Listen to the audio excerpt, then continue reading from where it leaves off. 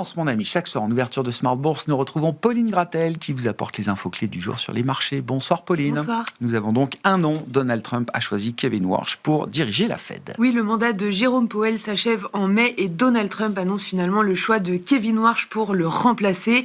Il fut le plus jeune gouverneur de la Fed de 2006 à 2011 et il est soutenu par Donald Trump qui vante son parcours et son alignement récent avec la Maison-Blanche, notamment ses critiques sur la gouvernance de la Fed qu'il qualifie de défaillante et qui doit, selon lui, revoir sa politique monétaire et sa régulation des banques.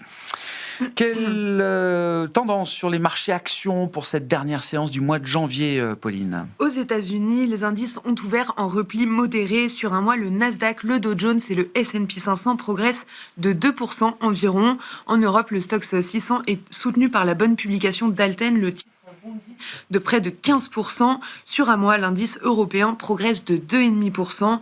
En France, le CAC 40 est en hausse aujourd'hui et évolue au-delà de 8100 points. Sur un mois, l'indice parisien est légèrement négatif. Qu'en est-il des autres marchés, des grands marchés macro notamment et des marchés obligataires en particulier? Le rendement américain à 10 ans est assez stable aujourd'hui autour de 4,25%. Sur le marché des changes, le dollar se stabilise aussi après s'être renforcé légèrement dans la nuit. L'euro-dollar était passé sous 1,19 avant de remonter autour de ce seuil dans la journée. Concernant les métaux, l'or et l'argent sont extrêmement volatiles. L'or qui avait dépassé les 5 600 $ avant-hier chute à 5 000 $. L'argent plonge de 15% au cours de la séance, sous 100 $. Enfin, le bitcoin souffre aussi aujourd'hui et retombe autour de 80 000 $. La séquence de résultats se poursuit avec les grands noms de la technologie américaine. Nous parlons notamment d'Apple qui a publié hier soir. Oui, Apple a publié des résultats records au dernier trimestre avec un chiffre d'affaires de plus de 140 milliards de dollars.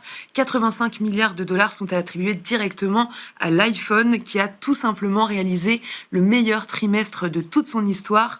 Apple est soutenu par une demande sans précédent avec des records absolus dans chaque segment géographique, dont un rebond en Chine. Apple alerte tout de même sur la pénurie de puces et la hausse des coûts des composants qui pourraient peser sur ses marges.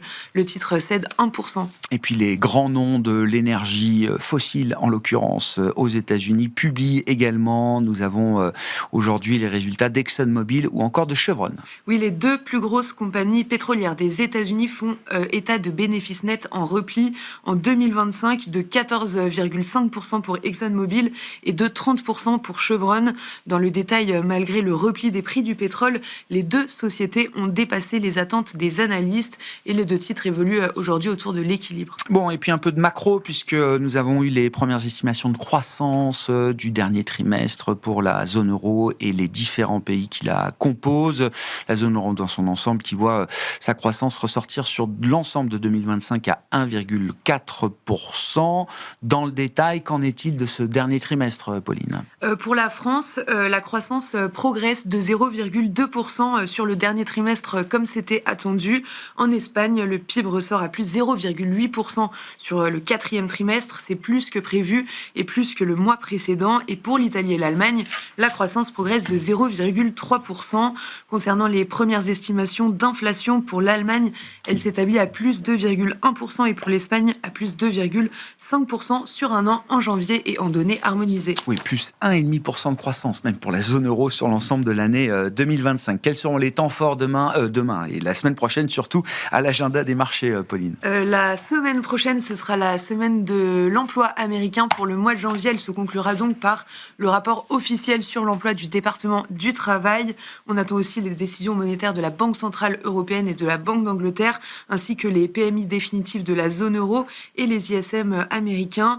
Du côté de la micro aux États-Unis, Alphabet, Amazon, Palantir, AMD et bien d'autres sont attendus. En France, on regardera les publications des banques avec Crédit Agricole, BNP et Société Générale notamment. Tendance, mon ami, chaque soir en ouverture de Smart Bourse, Pauline Gratel est avec nous en plateau et vous apporte les infos clés du jour sur les marchés.